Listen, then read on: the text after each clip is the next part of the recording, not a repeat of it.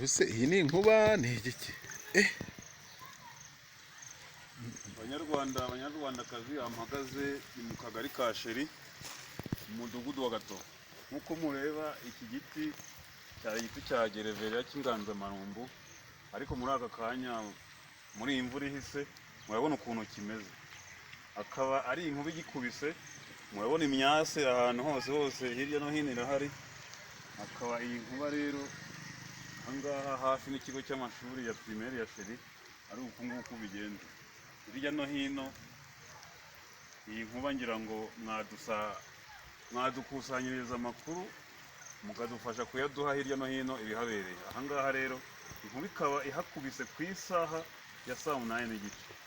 Iyi nkuba rero murabona ko yari danje, imyase dore igiti cyashishutse cyagize gute ntiwareba. Ngayo nguko rero ibibereye ahangaha hano mu kagari ka Sheri ku mashuri ya primaire. Ngayo nguko Ega inkuba